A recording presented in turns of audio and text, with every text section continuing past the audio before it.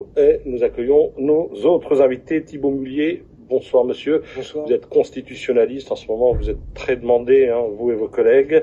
Également avec nous sur ce plateau, Juan José Dorado, je l'ai bien dit, correspondant de La Región. Voilà, vous parlez très bien espagnol. Si, pero, quelle région? La Galice. La Galice, très bien. Correspondant à Paris, hein. Tout à fait. Galicia, donc. On attend peut-être Pierre Jouvet, qui est l'un des négociateurs au nom du PS. On l'accueillera volontiers sur ce plateau et on le cuisinera s'il nous rejoint. Alors je voudrais, messieurs, qu'on revienne sur cette hypothèse de Madame Toubiana à Matignon. Elle a été rejetée. On regarde le reportage, on en parle après.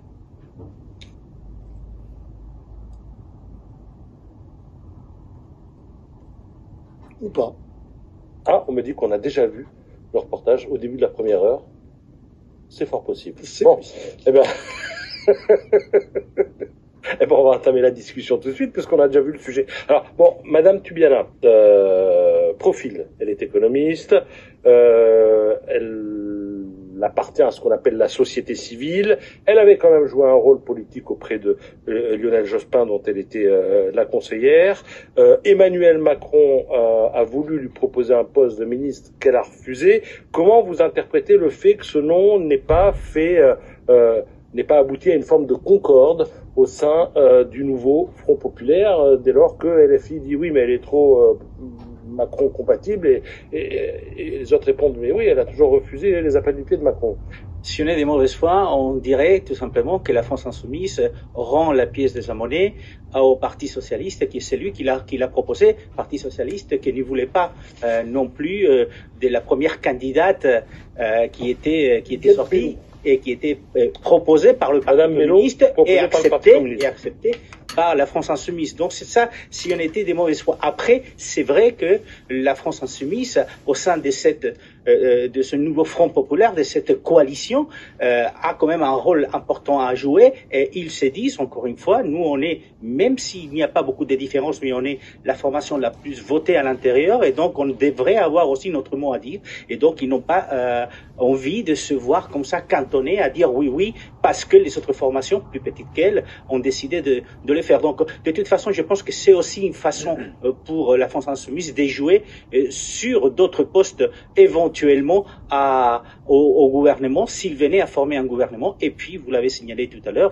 il y a aussi la présidence de l'Assemblée nationale. Si effectivement, à la présidence de l'Assemblée nationale, c'était quelqu'un du nouveau Front populaire, ça pourrait effectivement commencer à l'intérieur du nouveau Front populaire à céder à droite et à gauche pour trouver peut-être un candidat de compromis entre tous, même si pour l'instant la France Insoumise a du mal, je pense effectivement, à accepter un autre candidat qui ne soit qu'à eux. Alors je ne veux manquer de respect à personne, mais c'est vrai que les noms qui émergent depuis quelques jours sont des noms pas forcément connus du grand public. Ça ne remet pas en cause les compétences de ces personnes, mais effectivement, Gilles ou encore vous, Monsieur Mullier, que d'une certaine manière, aucun ténor ne peut prétendre aujourd'hui à gauche accéder à Matignon. Aucun, dans une négociation comme ça, laisser le chef d'un des partis gouverner, c'est un tel renoncement pour les autres que c'est assez compliqué.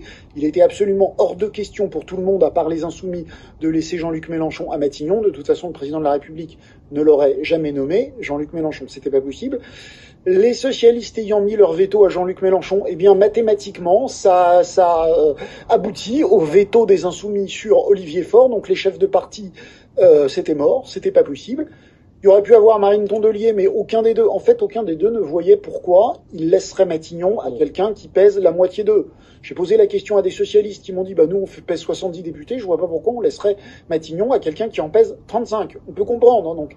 Voilà. Le premier veto a été celui à Jean-Luc Mélenchon, et ça aboutit au veto des autres sur les ténors. De toute façon, c'est la nature des choses. Quand vous devez faire un gouvernement de coalition, quand vous devez faire des compromis, c'est toujours comme ça que ça se passe. Il y a toujours un pape de transition, si je puis dire, ou quelqu'un qui voit sa chance arriver. Aux Pays-Bas, il y a des négociations depuis longtemps. Ça c'est à l'allemande, ils négocient pendant longtemps. Le parti populiste a été en tête. Voir gouverner Geert Wilders, c'était impossible pour les autres membres de la coalition. Ils se sont mis d'accord sur un haut fonctionnaire. totalement inconnu, qui était le chef du renseignement, totalement inconnu pour diriger la coalition. En Allemagne, c'est pas pareil. En Allemagne, le chef du parti le plus important dirige les débats, se débrouille pour faire une coalition qu'il dirige. Mais souvent, dans les endroits où on doit discuter, eh bien, la rançon de ça, c'est que, chacun fait un effort qui aboutit toujours à ce que ça soit quelqu'un de pas, enfin, qui peut aboutir à ce que ça soit quelqu'un de pas très connu, qui soit donc acceptable pour tout le monde. Monsieur Mullier, si on était aux Pays-Bas ou en Allemagne, il se passerait quoi? Je suis pas assez spécialiste de ces États-là, mais c'est des régimes parlementaires beaucoup moins dysfonctionnels que le nôtre, et donc il y a des négociations qui soit se font en amont de l'élection, soit en aval, et notamment des contrats de coalition, et ce contrat, aboutit à se mettre d'accord sur une équipe. Mais donc c'est sans doute là où on manque un peu de pratique en France, dans un régime parlementaire qui est complètement drogué, il n'y a pas d'autre mot, je pense, à la présidentialisation du régime, à tel point qu'on oublie, on entend souvent dans le discours public et médiatique qu'on est en régime présidentiel. Alors c'est peut-être des arguties de constitutionnalistes, mais le problème c'est que non, on est bien dans un régime parlementaire où celui qui est censé avoir la réalité du pouvoir est celui qui est responsable de ses actes politiques, et donc le Premier ministre et in fine le gouvernement. Et sur le blocage tantôt du PS ou tantôt du LFI, je vais me risquer à une remarque extrêmement naïve, mais je comprends l'importance et symbolique mais aussi juridique de la nomination du Premier ministre. On est dans des régimes occidentaux où la personnification du pouvoir est importante, mais il y a aussi des compétences très importantes prévues par la Constitution, notamment le pouvoir réglementaire du Premier ministre. Mais c'est quand même un collectif qui est responsable. Et donc on pourrait négocier sur les autres membres de l'équipe, et notamment sur les décrets d'attribution des autres ministres, pour un peu contrebalancer, certes l'image, le symbole que ça représente, la nomination d'un Premier ministre, mais pour avancer et pour négocier en fait. La démission du gouvernement Attal vient d'être acceptée. Nous n'avons plus de gouvernement, mon cher Patrice. Voilà. Mais nous avons quand même un gouvernement qui gère les affaires courantes. Voilà. Je voulais le communiqué de l'Élysée. Allez-y. Monsieur Gabriel Attal a remis la démission du gouvernement au président de la République, qui l'a accepté ce jour. Il assure avec les membres du gouvernement le traitement des affaires courantes jusqu'à la nomination d'un gouvernement. Afin que cette période s'achève le plus rapidement possible, il appartient aux forces républicaines de travailler ensemble pour bâtir un rassemblement autour de projets et d'actions au service des Françaises et des Français. Donc, le président de la République accepte la démission du gouvernement Attal. Ce n'est pas une surprise. Ce n'est pas une surprise. Entre les lignes, il refuse de nommer un gouvernement de gauche et il demande aux forces républicaines d'essayer de bâtir une coalition pour diriger la France. Donc on n'aura pas de gouvernement tout de suite. Voilà. Juan José, si nous étions en Espagne, ça serait beaucoup plus simple. Qu'est-ce qu'il ferait? Il appellerait qui aujourd'hui, Emmanuel Macron? C'est pas parce que vous avez gagné l'euro qu'il faut nous expliquer que tout est mieux chez vous. Pas mieux, mais différent et beaucoup plus clair. Nous avons eu le cas précis. C'était le 23 juillet dernier, élection législative en Espagne. C'est le Parti populaire conservateur qui arrive en tête des élections, mais qui n'a pas les majorités absolues. Et donc, le roi demande à son leader, en tant que parti majoritaire, de conformer un gouvernement. Donc vous voulez dire qu'Emmanuel Macron aujourd'hui appellerait en Espagne, il appellerait la RN ou quelqu'un de Nouveau Front Populaire? Le Nouveau Front Populaire, puisque c'est le parti. C'est une coalition, oui. C'est une coalition, mais c'est un parti, c'est présent en tant que parti aux élections, même s'il y a 4 formations à l'intérieur, mais je dirais la même chose pour Renaissance, puisqu'à l'intérieur il y a quand même 3 formations clairement identifiées. Donc en Espagne, on a appelé le Parti populaire à former un gouvernement. Il n'a pas été capable de le faire, et le roi a appelé le deuxième parti, le Parti socialiste de M. Sanchez, et lui a dit maintenant c'est à vous de le faire. Il a réussi à conformer une majorité pour être investi, et c'est lui qui gouverne aujourd'hui. Et est-ce qu'on savait que la première hypothèse ça fonctionnerait pas à l'époque? Alors on imaginait bien que ça allait être très compliqué pour les conservateurs de trouver les appuis nécessaires pour être investi président. Et le pays a perdu combien de temps dans cette affaire? Alors là, on a perdu 4 mois entre le 23 juillet qu'il y a eu les élections et le moment où effectivement nous avons eu donc un gouvernement constitué. Ça s'est passé 4 mois. Mais en 2015, on a passé pratiquement 10 mois sans gouvernement. La seule différence, c'est qu'en Espagne, comme vous n'êtes pas capable, mais comme en Espagne, comme vous n'êtes pas capable de former un gouvernement, il faut dissoudre l'Assemblée et vous reconvoquez des élections. Ça s'est passé en Espagne en 2015 et en 2019. C'est pour ça qu'on a eu des gouvernements qui géraient les affaires courantes pendant 10 mois, puis pendant 6 mois. D'accord. Il n'y a pas le délai d'1 an entre deux dissolutions. Pas du tout. Ah oui. Si vous n'êtes pas capable de former un gouvernement, dissolution de l'Assemblée nationale. C'est pour ça Alors, que là, vous disiez, oui, pardon Patrice, vous disiez tout à l'heure, ça fait une semaine et donc les institutions vont mal. C'est parce qu'on est des Gaulois pressés, si je puis dire, et qu'on n'a pas l'habitude de ça, et que voilà, mais dans tous les pays d'Europe, le fait de rester assez longtemps sans gouvernement, franchement, ça n'empêche personne de dormir. Alors, dans le contexte de ce blocage, il y a cette déclaration de Fabien Roussel, kazakh, Parti communiste, qui explique que il en finit par se demander si LFI veut vraiment gouverner. Écoutez ça. Un spectacle affligeant que tout ça. Et je le redis à Emmanuel Bompard, s'il veut quitter le nouveau Front Populaire, c'est une lourde responsabilité qu'il prendrait. Ce serait grave, mais peut-être que la France Insoumise préfère être dans l'opposition, qui est une position qui est beaucoup plus confortable, de tout critiquer, de dire non à tout et de voter des motions de censure. C'est beaucoup plus difficile d'accepter des responsabilités et de construire. Ça, oui, c'est difficile. En tout cas, nous, c'est ce qui nous anime. LFI veut-il vraiment gouverner? C'est la question que posait Fabien Roussel. Écoutez, on va pas tarder à vous la poser. Pierre Jouvet, bonsoir. Bonsoir. Nous sommes ravis de vous accueillir. Vous êtes maire PS, socialiste de Saint-Vallier. Plus, malheureusement. Plus maire, député d'accord. européen. Bah oui, c'est vrai, vous êtes député européen, oui, cumul des mandats. Tu vois, Avec le Parti socialiste en ce moment, négociations qui réunissent, on le rappelle, LFI, Europe Écologie Les Verts et le Parti communiste. Vous avez entendu ce que dit Fabien Roussel, là? LFI a-t-il vraiment envie de gouverner? Quel est votre sentiment à ce propos? Est-ce que vous avez le sentiment que LFI veut vraiment gouverner? je l'espère. C'est-à-dire quand on Vous n'en êtes pas sûr? présente à des élections. C'était pas la question. Est-ce que vous avez le sentiment? Vous en êtes sûr ou vous l'espérez? Je l'espère. Oui. Et je vois que vous n'en êtes pas convaincu? Je vois que depuis 24 heures, il y a une situation de blocage avec beaucoup de prétextes qui sont pris. Et donc moi, je pose aujourd'hui la question. Comme vous, je n'ai pas la réponse. J'espère que ce n'est pas le cas. Vous avez posé la question, c'est un peu y répondre. Là, ça a été très clair. La réponse de monsieur a été très claire. Il a le sentiment, je vais le dire dans mes mots à moi, que LFI ne veut pas gouverner. Si vous me posez la question à moi, je vous le dis, j'ai de forts doutes. C'est pas que je me pose la question, c'est que je pense que non. Comment vous dire les choses? LFI, comme je vous l'ai dit tout à l'heure, ils sont insoumis. Ils sont tenants d'une certaine radicalité. Et ils estiment que ceux qui ont voté pour eux, ils ne sont pas pour l'alternance, ils sont pour l'alternative. Ils veulent vraiment renverser le système. Seule une solution politique qui leur permettrait de renverser le système a grâce à leurs yeux. Et pour ça, ils veulent avoir tous les leviers de commande. Sinon, ils préfèrent renoncer. Ils ne veulent pas être comptables devant leurs électeurs dans 3 ans d'un gouvernement mou qui serait du François Hollande en un peu plus radical et dont ils ont le sentiment, dont ils ont le sentiment que leurs électeurs leur en feraient grief.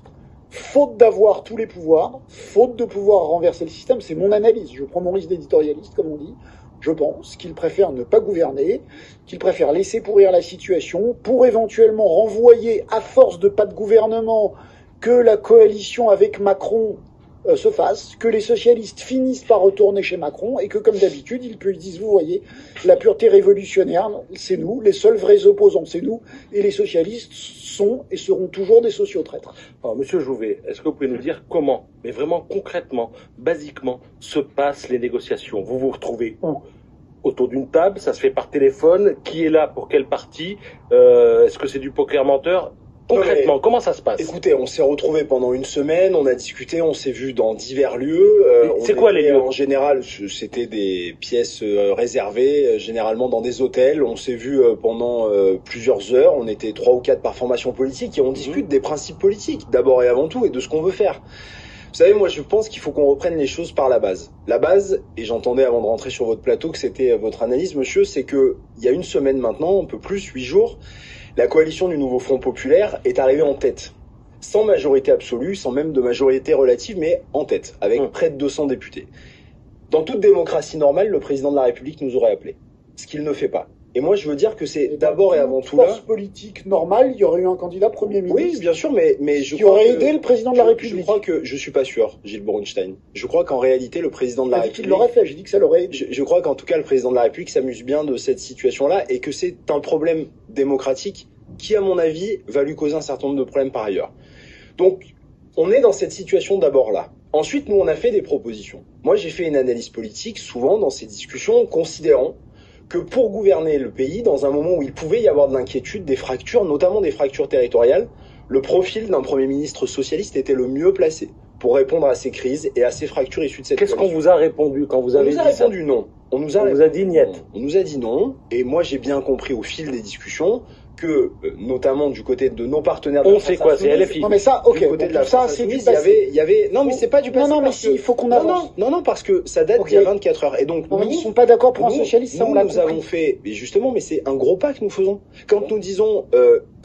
on prend acte du fait que ce ne sera pas un Premier ministre socialiste, que ce ne sera pas notre premier secrétaire Olivier Faure, qu'on travaille pendant le week-end avec les écologistes, avec les communistes, pour proposer une personnalité issue de la société civile, en disant, écoutez, c'est simple, on a une personnalité qui est en capacité de rassembler sur le projet du nouveau Front Populaire, Madame Tubiana, puisque son nom a été dévoilé, nous faisons cette proposition, et on nous répond par une forme de pirouette qui n'a pas de sens au regard de ce que les électrices et les électeurs attendent de nous. Mettons-nous d'accord à l'Assemblée nationale sur un candidat commun pour la présidence. Ce sera le cas dans quelques heures, je vous l'annonce. Vous l'avez peut-être vu passer, ça a été dit il y a quelques minutes. On l'a dit. Il y aura un candidat commun demain. Donc ça n'a plus de sens.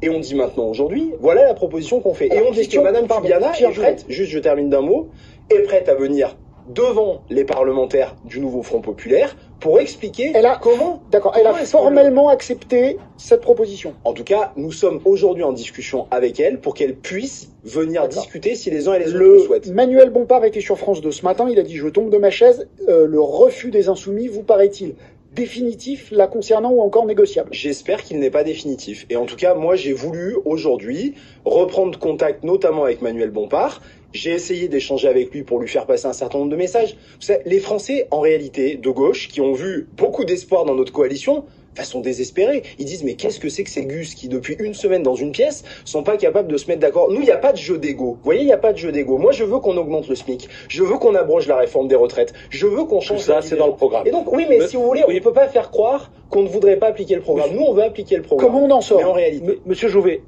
est-ce que depuis le début des négociations, LFI, à un moment, a proposé un nom qui ne venait pas de LFI? Non, aujourd'hui, ils ont proposé 4 noms jusqu'à présent dans les discussions. Il y a eu Clémence Guettet, Mathilde Panot, Manuel Mélenchon, ils sont pas sortis de ça. Et Jean-Luc Mélenchon. Jamais quelqu'un de la société civile, jamais quelqu'un venant d'Europe Écologie Les Verts ou du PC. Ils ont ensuite soutenu l'initiative quand Huguette Belot a été proposée, mais les 4 noms formels qu'ont proposé la France Insoumise, c'était ces noms. Le ton monte entre vous, vous avez tenu des propos assez durs, Manuel Bompard a tenu ce matin des propos assez durs. Avez-vous encore l'espoir qu'on en sorte, et si oui, comment? On peut même voir, pardon, tu as employé les grands moyens pour t'en débarrasser, tu y as cru quelques heures et tu as repris une vie normale, mais ça gratte toujours à nouveau. Bon, voilà. On enlève les lunettes. Non mais je vais vous dire, vraiment, le tweet de Madame Chikirou, il est indigne. Il est absolument... Madame Chikirou est quand même très très proche de Monsieur Mélenchon. Je ne sais pas de qui est proche Madame Chikirou, mais en tout cas, faire des tweets de ce niveau-là n'a aucun sens. Absolument ridicule et d'une indignité totale. Donc moi, j'invite Madame Chikirou à calmer ses tweets, à chacun et à chacune à reprendre un peu de sang-froid, parce qu'en fait, c'est pas un jeu de guéguerre entre nous. Hein. Et Gilles demandait est-ce que le ton monte, du coup. Et forcément, dans les réunions. Non, mais forcément, le ton peut monter. Moi, je suis pas quelqu'un qui fait monter forcément le ton dans des réunions et dans des discussions. Je tiens une ligne politique, pas pour moi, pas pour me faire plaisir. Parce que je crois que c'est ce qui permet aussi de peser aussi et de poser un rapport de force politique dans le pays. Très franchement, on le disait juste avant. Vous croyez pas que le président de la République, il se marre un peu là? Ah bah si. Voilà. Oui, il rigole. Donc en fait, à un moment, qu'est-ce qu'on veut?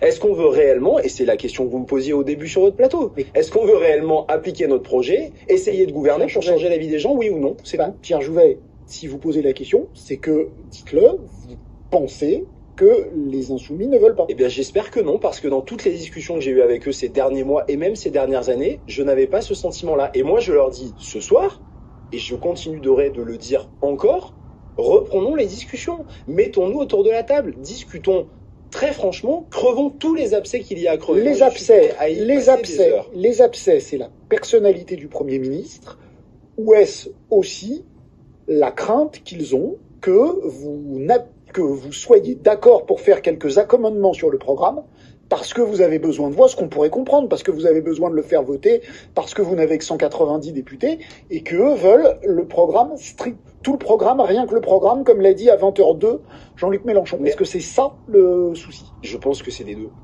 Je pense que c'est les deux. Je pense qu'en réalité, la France Insoumise ne souhaite qu'un Premier ministre issu de la France Insoumise, considérant que nous ne pourrions pas appliquer, si ce n'était pas un Premier ministre insoumis, l'intégralité du programme.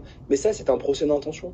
Parce que la réalité, c'est que quand on prend des engagements devant les électeurs, on les tient. Mais la réalité aussi, c'est que quand on a moins de 200 députés pour gouverner ce pays, on devra aussi demain aller chercher des majorités. Vous avez dit deux choses vous avez dit deux choses contradictoires. Vous voulez dire, on a pris des engagements, oui, on les tient, mais on ne pourra pas les tenir. Mais non, pas du tout. Parce que moi, je pense que c'est aussi par le projet qu'on met en place avec le nouveau Front Populaire et la pression politique que nous mettrons sur les députés que nous obtiendrons des majorités. Bien sûr. Quel député à l'Assemblée va voter contre réduire les déserts médicaux?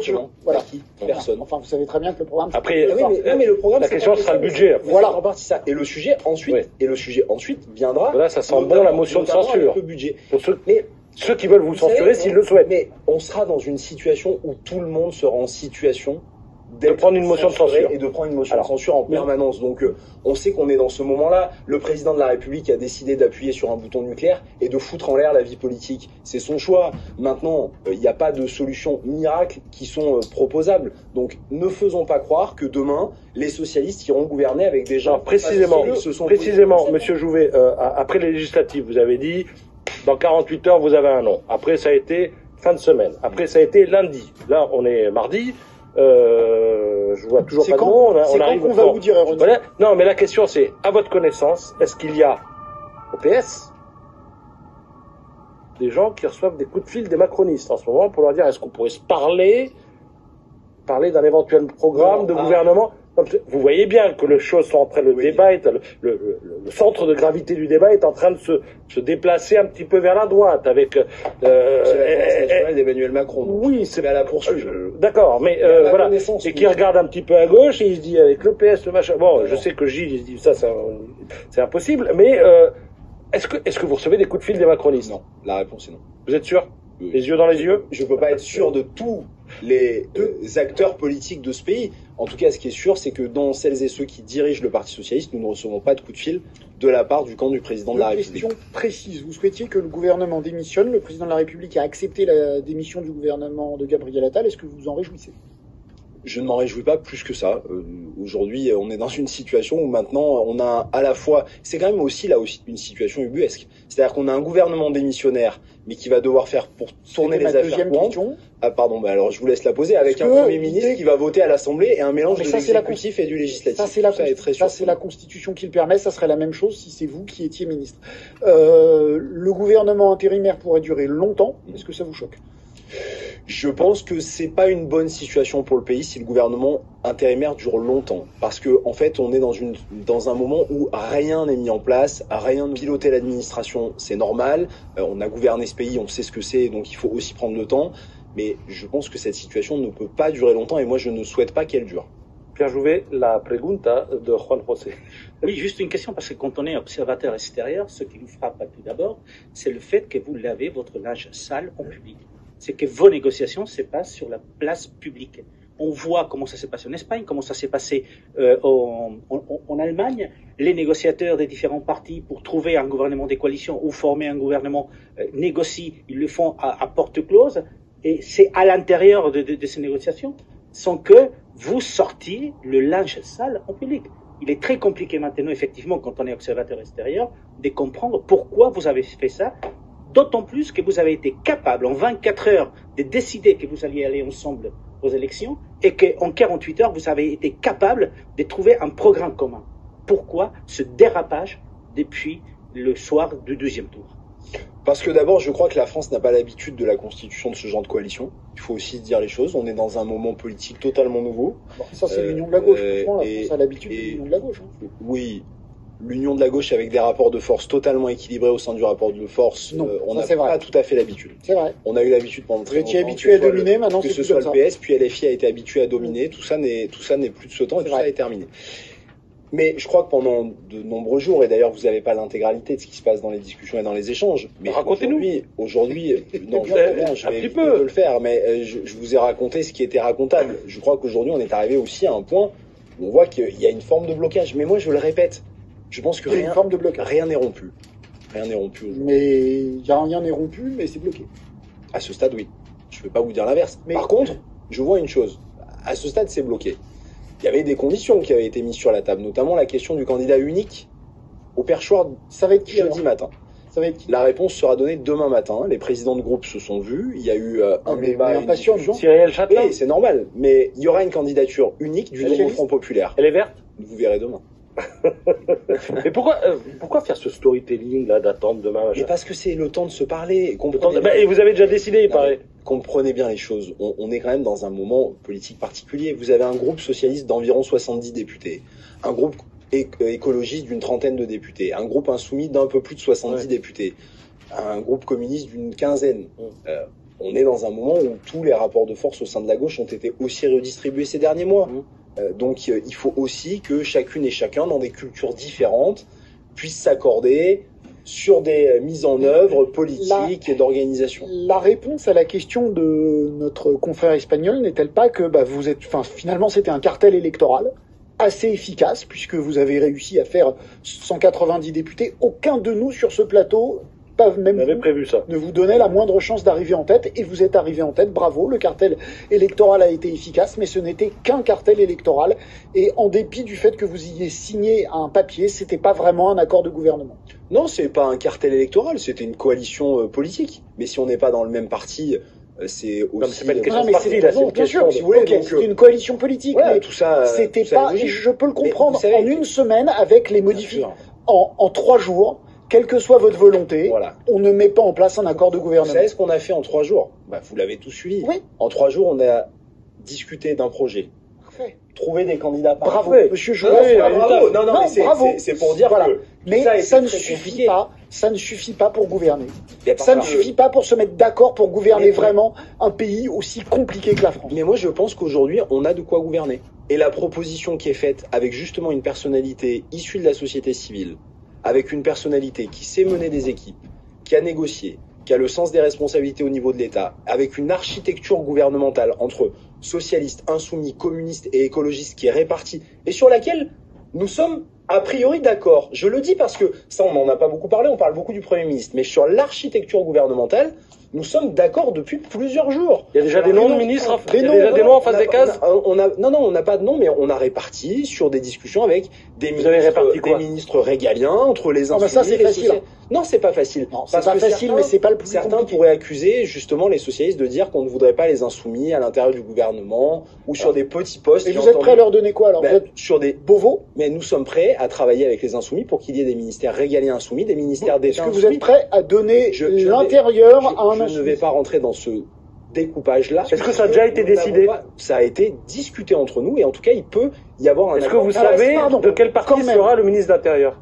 Pas à ce stade. Mais vous dites des ministères régaliens, ça veut dire qu'à ce stade, soit les affaires étrangères, soit l'intérieur, soit la justice, soit la défense, soit la justice seront aux mains d'un insoumis. Oui, c'est possible, bien sûr, évidemment. C'est possible ou c'est décidé? Ça peut être réparti entre nous. On est d'accord sur le fait que, oui, si demain nous formons un gouvernement, mais il est évident que les insoumis auront un ministère régalien. Beauvau, c'est possible. Je le crois.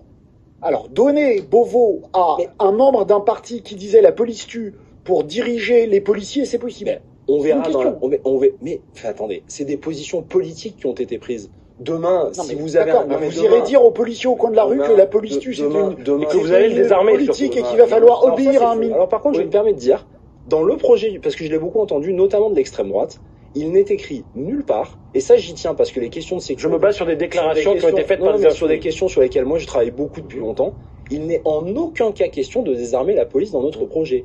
Je veux le dire. Jean-Luc Mélenchon, il avait à une époque proposé. Jean-Luc Mélenchon, il a tenu beaucoup de propos au cours de sa carrière. Ce qui me tient, c'est le projet du nouveau Front Populaire. Il n'est pas question de désarmer la police, et pour la police, on veut redonner plus de moyens et mettre en œuvre la police de proximité. Mais donc vous avez bien dit qu'il vous paraît possible qu'un insoumis soit ministre de l'Intérieur.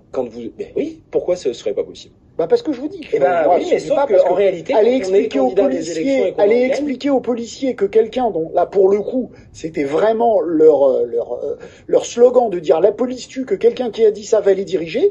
Moi, je vous dis que sur le terrain, ça va pas se passer si facilement. Je ne vous dis pas que demain, le ministre de l'Intérieur sera insoumis. Je vous dis que moi, en tout cas, dans les discussions, personne n'a mis de veto sur le fait qu'il y ait des répartitions entre nous et que les insoumis aient un ministère régalien. Alors, et ça, il faut aussi le dire clairement parce que bien sûr, ça lève des doutes aussi dans la discussion de cette coalition. Avant qu'on passe aux questions des téléspectateurs, j'en profite d'ailleurs pour remercier Gilles qui va devoir céder son siège à Julien Hélion. Une question, Pierre Jouvet. Si la situation que nous vivons en ce moment avec un gouvernement qui expédie des affaires courantes devait durer 3 mois, 6 mois, aller au-delà de la fin de l'année où on reconduirait le budget de cette année, est-ce qu'à un moment, le PS, auquel vous appartenez, et qui a une culture de gouvernement, pourrait se dire, on va en finir avec cette alliance du nouveau Front Populaire et regarder un petit peu ce qui se passe sur notre droite? Non. Ça vous paraît plausible ou pas? Non, ce qui me paraît impossible surtout, c'est que le président de la République maintienne cette situation-là, dans une forme de... Non, mais c'était pas ma question. C'était si jamais, dans 6 mois, on n'a pas avancé, ce qu'on peut ne pas souhaiter pour son pays, je suis tout à fait d'accord. Si dans 6 mois, ça n'a pas bougé, est-ce qu'à un moment, le nouveau Front Populaire aura vécu, est-ce qu'il vous arrive d'imaginer cette hypothèse? Non, et je vais vous répondre très clairement parce que là aussi c'est un sujet sur lequel on est beaucoup interrogé. Les socialistes, ils n'ont pas de vocation à trahir. Les socialistes, ils ont écrit un projet avec leur partenaire qui est celui du nouveau Front Populaire. On l'a pas écrit pour se faire plaisir, on l'a écrit parce qu'on y croit, qu'on pense que les mesures à mettre en œuvre et les mesures d'urgence sont là pour changer la vie des gens. C'est ce projet politique-là que nous voulons appliquer. Il n'est pas question pour nous de balancer par-dessus bord un projet politique qui a permis de faire élire 70 députés socialistes et près de 200 députés du nouveau Front Populaire. Donc que nous soyons en capacité demain, parce que des députés verraient que dans les propositions que nous faisons, il y a une résonance dans la société, et je crois qu'elle est grande quand nous disons nous voulons l'abrogation immédiate de la réforme des retraites. 80% des Français le veulent. Quand nous disons nous voulons le choc de pouvoir d'achat, une majorité des Français le veulent. Eh bien, je dis à celles et ceux qui ont pu prendre d'autres positions, rejoignez nos positions et demain, à l'Assemblée nationale, votez ça. Mais il n'est pas question pour nous de balancer le projet du nouveau Front Populaire par-dessus bord. Alors, nous sommes avec Pierre Jouvet, député européen, Parti Socialiste, également avec Juan José Dorado, correspondant de La Région, et Thibaut Muliez, constitutionnaliste. Nous a rejoint Julien Hélion avec les questions des téléspectateurs. C'est parti. La est acceptée. Je reviens avec énormément de questions, évidemment. La première question que je vais vous poser, elle vient de Thomas, qui nous dit « Et si le nouveau Front Populaire faisait semblant de chercher un nom ?» Premier ministre, car à quoi bon former un gouvernement qui sera de toute façon censuré 2 semaines plus tard? C'est aussi votre sentiment que vous risqueriez d'être censuré très rapidement, même si demain vous arrivez avec un nom qui fasse pas consensus, mais enfin qui ne rebute personne? Peut-être que certains voudront nous censurer, et puis après ils prendraient la responsabilité demain de remettre le pays dans une situation qui est une situation difficile. Et je le redis, on a un projet qui est très clair sur les mesures d'urgence à mettre en place dès les 15 premiers jours. Que ce soit l'abrogation de la réforme des retraites, que ce soit le choc de pouvoir d'achat. Je vais vous donner un exemple très simple. Bon, ça répondra un peu à un de vos téléspectateurs. C'était pas un de vos téléspectateurs là ce soir directement. Au 14 juillet, dans ma ville à Saint-Vallier, j'ai été interpellé par une dame qui est venue me voir et qui m'a dit, vous savez, si vous abrogez la réforme des retraites dans les 15 jours comme vous l'avez annoncé, je vais pouvoir partir à la retraite à la fin de l'année. Si c'est pas le cas, je vais en reprendre pour 2 ans de plus. Et ben, vous voyez, depuis, moi, je me dis, c'est pour cette femme-là que je me bats. Parce qu'en fait, à un moment, la politique, ça sert à ça. Et donc, si certains veulent nous censurer parce qu'ils sont pas d'accord, bien, ce sera leur choix, mais nous, on mettra en place notre projet. Question de Pierre, tous les partis politiques n'ont-ils pas déjà les yeux rivés sur 2027, quitte à faire échouer toutes les solutions possibles pour résoudre la crise? Est-ce que c'est votre sentiment? Oui. Enfin, je me permets juste de rebondir là-dessus parce que on est quand même sous la 5e République. Déjà, je ne dirais pas avec certitude qu'on puisse déposer juridiquement une motion de censure pendant la session de plein droit. Je suis pas certain que ce soit constitutionnellement possible. Après, un juge ne pourrait pas le trancher a priori, mais c'est une question qui pourrait se poser. Donc, s'il y avait un gouvernement qui était nommé là, un nouveau gouvernement, pas un gestionnaire des affaires courantes, a priori, il serait pas censuré avant le début de la session. Oui, il faudrait attendre le début de la session donc parlementaire. Déjà, il y aurait cela. Ensuite, sur la présidentielle, oui, et c'est tout à fait intéressant que le parti LFI soit celui qui manifestement assume le plus une stratégie pour la présidentielle, alors que c'est en même temps le le parti qui invite à déprésidentialiser, si je puis dire, en proposant une 6e République. Mais on est dans un moment qui montre à quel point le présidentialisme et la pratique présidentialiste, qui n'est pas inscrit dans les textes, a fait des dégâts dans les esprits des acteurs politiques, des partis politiques et de tout le monde en fait, hein, des étudiants, de mes étudiants, comme de tout à chacun, où on croit que tout c'est l'alpha et l'oméga, mais c'est un organe constitutionnel puissant par le fait de la pratique, pas par l'attribution dont il dispose par les compétences qui sont distribuées par la Constitution. Mais dans le même temps, c'est 60 ans de présidentialisme qui a marché hors période de cohabitation, qui a très bien marché, qui a été accepté par tous les partis politiques, et on a un certain nombre de choses qui vont être compliquées à se faire sans le président de la République. Exemple, le nouveau Front populaire, il propose d'augmenter le SMIC à 1 600 €. Ça peut se faire par voie réglementaire. Le titulaire du pouvoir réglementaire principal, c'est le Premier ministre. Je comprends que le NFP, et il y a un enjeu derrière politique, mais aussi juridique, à avoir un Premier ministre. Le problème, c'est que c'est quelque chose qui, manifestement, enfin, du dernier décret d'augmentation du SMIC, c'est un décret qui a été déposé et discuté en Conseil des ministres. Ça veut dire que, bon, c'est de la technique jurisprudentielle, enfin, c'est de la technique juridique avec une jurisprudence du Conseil d'État de 1992, peu importe. Mais grosso modo, ça veut dire que, au nom du principe de parallélisme des compétences et des formes, si on veut modifier le SMIC, donc le décret, il faut passer par un décret pris en Conseil des ministres. Or, le Conseil des ministres, en plus d'être présidé par le président de la République, ce qui n'est pas anodin, sous la Ve République, eh bien, ça veut dire qu'il faudrait une signature du président de la République. Donc, potentiellement, des points de blocage, même en dehors de l'hémicycle, dans l'espace de formalisation des décisions d'un gouvernement au sein du Conseil des ministres. Je dis pas que c'est possible politiquement de tenir et de refuser, d'empêcher, comme Mitterrand l'avait fait en refusant de signer les ordonnances en 86, mais toujours est-il qu'il y a des endroits où le présidentialisme a fait un certain nombre de dégâts, puisque dans la pratique, soit dans les règles juridiques, soit dans la pratique, et ça a été avalisé par la jurisprudence, eh bien, il peut jouer un rôle de perturbateur, de bloqueur, je pense pas, mais de perturbateur. Vous avez commencé à parler de l'Assemblée nationale. J'ai une question de Jérôme à ce sujet. Si la présidence de l'Assemblée nationale échappe au nouveau Front populaire, est-ce que cela sonnerait le glas d'un Premier ministre issu de la gauche ? Non. Je ne le souhaite pas. Vous dites même on veut les deux. Mais non, mais je l'espère. En tout cas, on va tout faire pour. Mais en tout cas, rien constitutionnellement, je parle sous votre contrôle, fait que un Premier ministre doit être du même parti politique. Demain, le président ou la présidente de l'Assemblée nationale n'est pas issu du nouveau Front populaire. Ça voudra dire qu'il y aura eu une alliance électorale nouvelle entre notamment l'ancienne majorité présidentielle et les LR. Ou alors qu'il y aura eu des voix du RN qui seront allées sur le candidat X ou Y. Et moi, j'invite les téléspectateurs demain à regarder de près. Vous craignez que ça arrive ? Je pense qu'il y a des magouilles et des tambouilles qui sont en train d'être organisées. Mais pour ce que vous appelez magouille et tambouille, là, c'est ce qu'on appelle accord de coalition. Non, parce que je crois qu'on essaie d'aller chercher les voix du Rassemblement national et qu'on s'est présenté comme étant le barrage à l'extrême droite. Ça s'appelle de la magouille et de la tambouille pour garder son poste. Il y a Hervé qui vient justement de vous répondre. L'obstination de la France insoumise, est-ce qu'elle ne risquerait pas de lasser les électeurs de gauche également ? J'espère que non. Et c'est mon inquiétude, je le dis très clairement. Je crois avoir été assez clair sur votre plateau depuis tout à l'heure. Moi, je dis à chacune et à chacun de voir en réalité ce que le peuple de gauche attend de nous et ce que la France attend aussi de nous.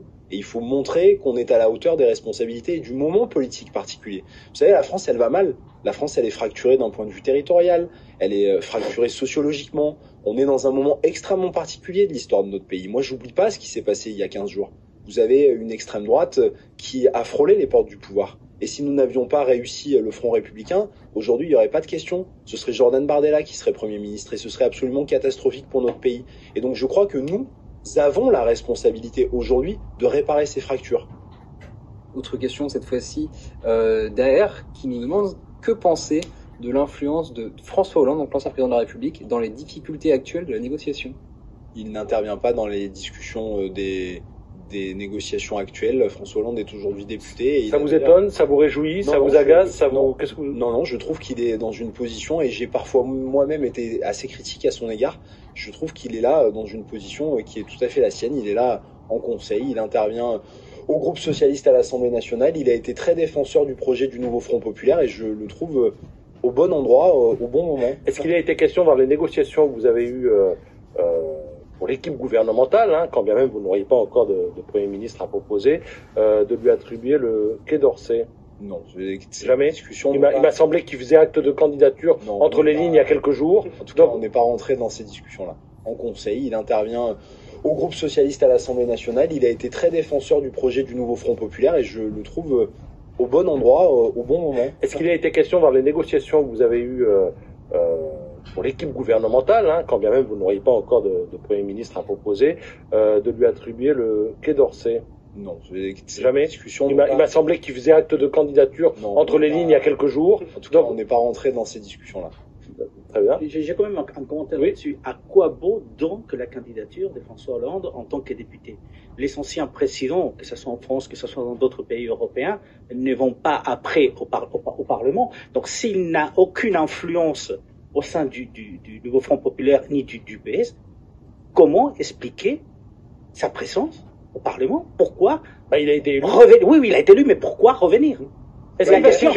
Vous voyez que nous, on regarde depuis l'extérieur tout ça, donc pour nous, c'est quand même assez étonnant. Si vous dites, il n'a aucune influence. Mais pourquoi il est revenu? Il l'a dit, c'est parce que c'était dans une situation exceptionnelle pour battre l'extrême droite.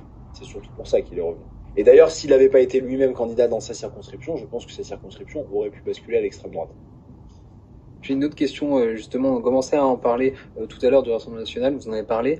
Est-ce que l'absence d'accord au sein du nouveau Front populaire, finalement, ça ne ferait pas les affaires de ce Rassemblement national pour les prochaines élections? C'est une question de Thibault. Ah, mais pour les prochaines élections, c'est sûr. Et donc c'est pour ça qu'on doit être à la hauteur du moment. Parce que là, c'est un avertissement et c'est le dernier avertissement avant sanction. On voit bien que le Front républicain a fonctionné et que c'est sans doute une des dernières fois qu'il fonctionne. On voit que le Rassemblement national a progressé partout, en voix comme en nombre de députés, et qu'aujourd'hui, si on ne répond pas à la désespérance sociale, à la casse des services publics, à la souffrance des gens, aux questions liées aussi à la sécurité... C'est la survie de l'Union de la gauche qui est en train de se jouer là. Je crois, non, c'est pas la survie de l'Union de la gauche, c'est, je crois, l'intérêt supérieur du pays si on veut éviter que demain notre pays soit dirigé par l'extrême droite, ce que je réfute pleinement. Mais vous savez, on a vu aussi dans ce moment et dans ce passage que l'extrême droite, on parle beaucoup de LFI, mais que l'extrême droite n'avait pas une grande envie de gouverner. Quand vous entendez Jordan Bardella qui dit « si je n'ai pas une majorité absolue, seule une majorité absolue, je ne chercherai à faire aucune coalition », tout ça, ça les arrange bien. Et donc oui, ils sont planqués en embuscade. Et nous, notre rôle, c'était un propos de campagne. C'est de faire baisser. Oui, c'était un propos de campagne. Regarde, on imagine que s'ils avaient été à 20 sièges, enfin, ils en sont très loin, mais s'ils avaient été à 20 sièges, la majorité absolue. En tout cas, nous devons réussir. Ils auraient cherché Nous devons réussir pour redonner l'espoir dans ce pays et éviter demain un nouveau vote d'extrême droite aussi haut. Il y a de nombreux noms aussi qui émergent au sein des questions. Qui va donc être désigné comme Premier ministre au sein du Front populaire? Question de France. Raphaël Glucksmann mettrait-il tout le monde d'accord? Il a été proposé ou pas?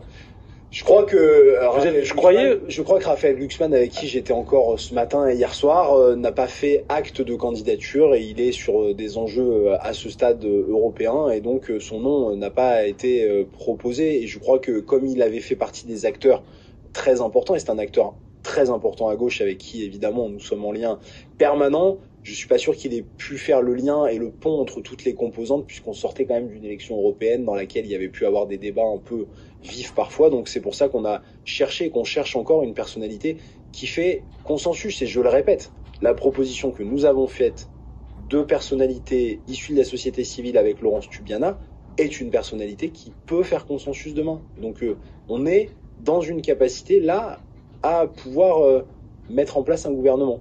C'est quand même incompréhensible que vous mettiez des côtés ou qu'il se mette des côtés Raphaël Glucksmann, puisque c'est la figure émergente après les élections européennes. Il aurait, non, mais je veux dire, il aurait un rôle à jouer en tant que Premier ministre, déjà parce que il est en position de pouvoir aussi négocier avec le parti présidentiel. Parce qu'effectivement, sa position de socialiste modéré aurait apporté quelque chose.